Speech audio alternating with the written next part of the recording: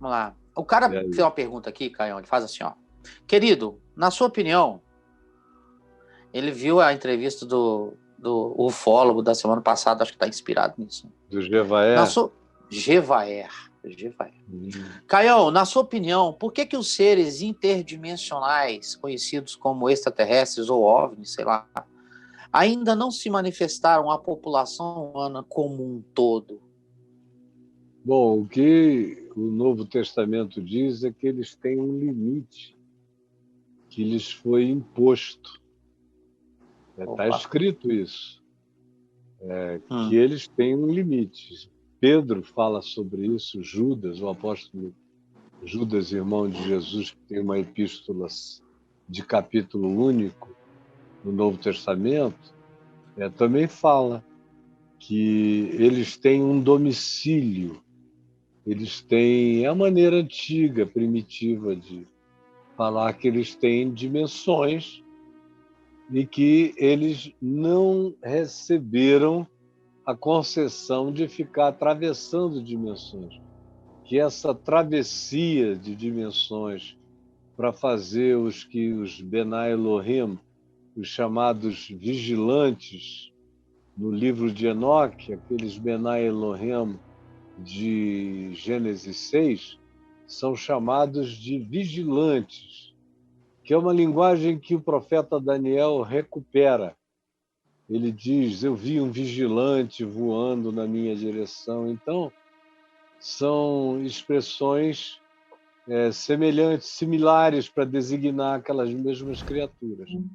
No entanto, o que se diz é que existem limites para esses seres. Você lembra daquele espírito que ocupava o Gadareno, lá no Evangelho de Marcos?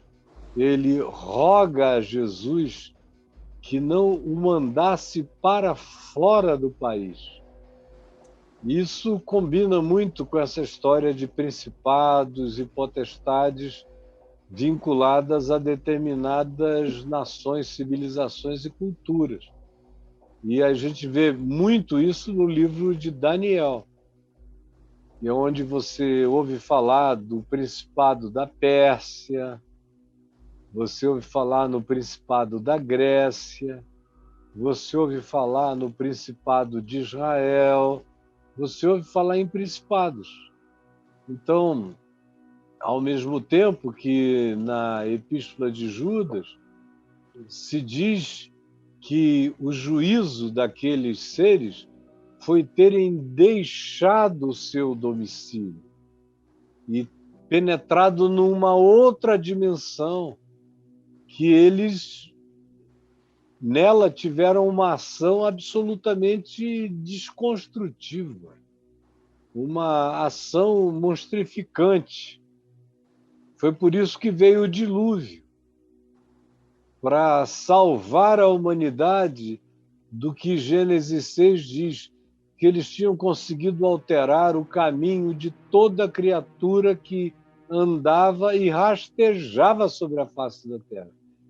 Foi uma ação de engenharia genética, usando uma linguagem contemporânea, tão séria, que eles transformaram a Terra na ilha do Dr. Monroe, que é um filme que todo mundo deveria ver. Já é antigo, com Marlon Brando e o Val Kilmer. Eita. E de um cientista, que é o Marlon Brando, o Val Kilmer, parte da experiência dele, mas é o auxiliar científico na transfiguração, desfiguração, transmutação das demais criaturas. Aí vem todo tipo de loucura, cara. E que parece muito com aquilo que você vê na cultura dos povos, na mistura de criaturas que você vê desde o Egito Antigo, das dinastias mais antigas, passando pela Ásia Menor, nas culturas mais primitivas, e 10.000 a.C., 8.000 a.C. E você vê na Grécia Antiga também a mesma perspectiva de fusão miscigenada de criaturas. E você vê isso em qualquer outro povo, o que reflete o fato, a mesma construção mítica acontecendo na mesma época, simultaneamente, sem comunicação como a gente tem hoje entre os povos e as criaturas. É porque aquela expressão mítico-artística reflete um fenômeno comum do ponto de vista antropológico que aconteceu em toda a face da Terra. Então, essa é a razão, meu amigo, segundo a Bíblia, porque têm, eles têm limitações. Atravessar para vir e tentar criarem outra vez algum tipo de domesticação dos humanos é uma transgressão enorme, mas eu creio que é o que vai acontecer. Eu creio, Braulio, de todo o coração, que vai chegar uma hora em que esse negócio vai acontecer e os homens vão adorar, os homens vão se curvar, os homens vão dar a sua obediência absoluta a esses seres e não serão seres do bem, eles não virão para nos melhorar, eles virão para nos piorar. Mesmo. Cara. Com certeza, como fizeram no passado. Né? Uhum. Os únicos que vieram para nos melhorar são aqueles que trazem uma mensagem e vão embora. É por isso que o nome desses é anjo, que significa mensageiro. Tá. É o que vai dar a mensagem e se retira. E eles não vêm em hordas para nos dominar, e nem Jesus quis isso. Você lembra que lá na presença das autoridades judaicas que estavam aprisionando e puxaram da espada, da adaga, para tentar defendê-lo, ele disse, parem com isso, botem esse negócio em outro lugar, porque vocês pensam o quê? Que eu estou precisando de ajuda? E a pergunta de Jesus, vocês pensam que eu estou precisando de ajuda? Dessa ajuda? Da faca, da espada, da arma, da violência? Não. Meu reino não é deste mundo, os meus poderes não são esses. E aí ele diz, ou porventura não sabeis, que se eu quisesse eu pediria ao meu Pai, e ele enviaria 12 legiões de anjos.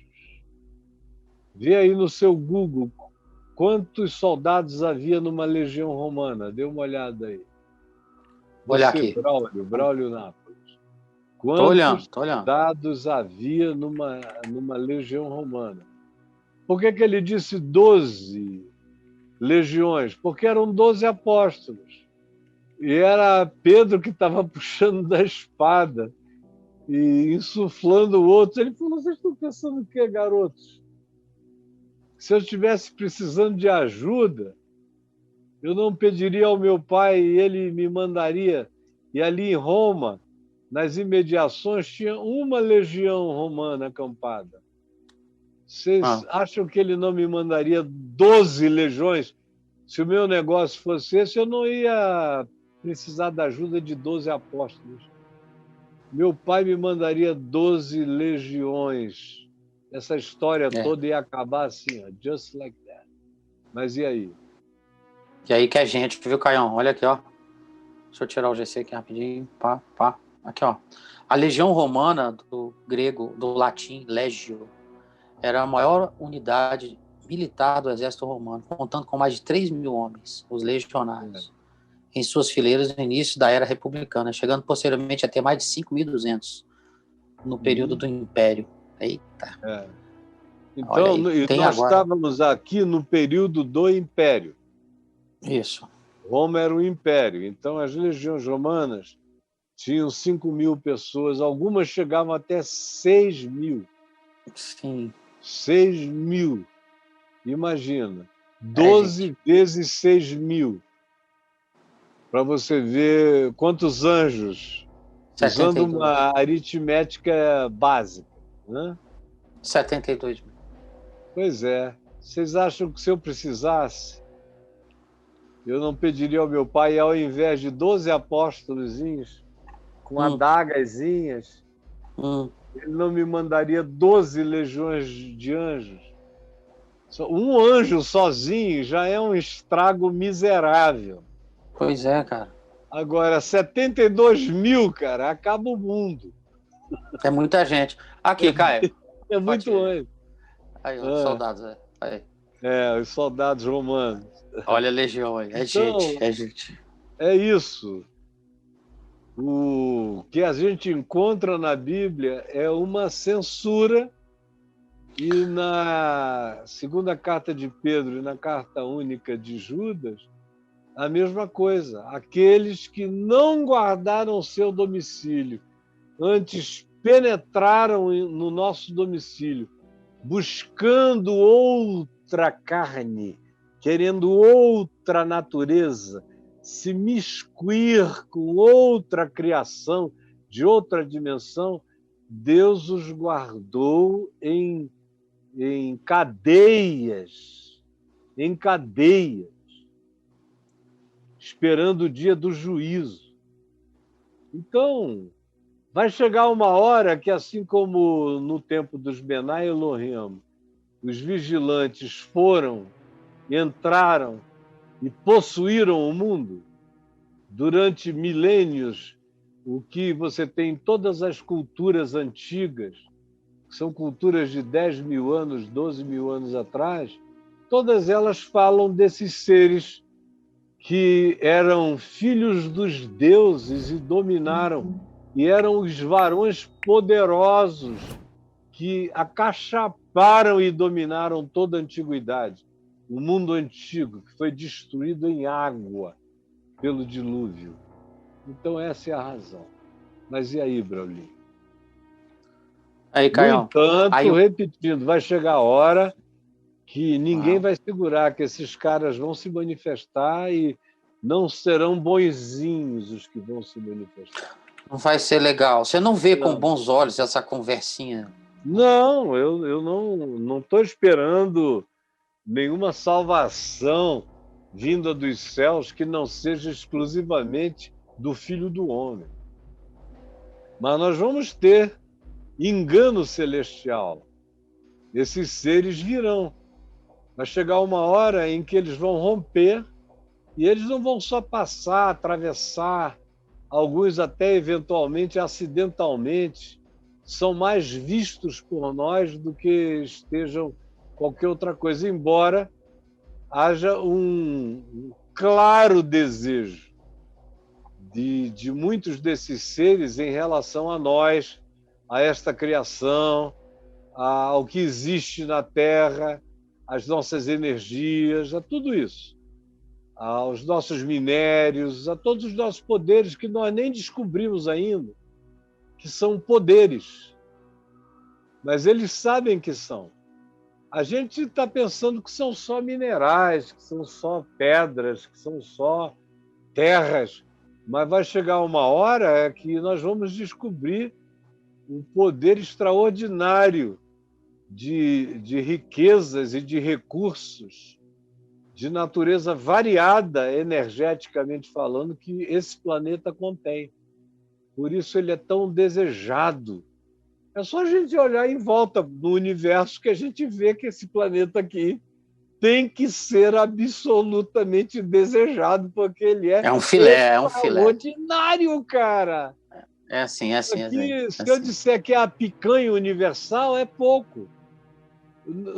Isso aqui, cara. É filé, é filé. Não tem como designar a Terra. Ela é divina, só não enxerga isso quem está cego e brutalizado. Porque isso aqui é divino, é precioso. A gente está destruindo o santo dos santos do nosso universo conhecido. Não existe nada no universo conhecido que se assemelhe à glória da Terra e de tudo que nela se contém, do mundo e do que nele existe. E a gente está destroçando, e são governos E o pior não é isso. Antigamente eles tomavam tudo na força. Hoje não. É um bando de idiota que elege um cavalo para reinar sobre nós. É um negócio muito doido que está acontecendo, né? É uma Exatamente. democracia que elege cavalos, antas, jumentos, serpentes, cascavéis. Com Estão todo reinando respeito a sobre esses nós. animais, com todo respeito a esses animais, Zé Não, Carlos. os animais em si não tem nada demais contra ele. Agora, os seres humanos antificados, É complicado. serpentificados, cavalizados, É horrível. jumentificados, aí Quadrupedizado. não dá, cara. Ou é homem ou é jumento. Ou tem inteligência de um homem ou tem inteligência de anta, mas não dá, é para ser. 2 em 1 não está dando, não. Eu Mas sei e aí, como é. doutor?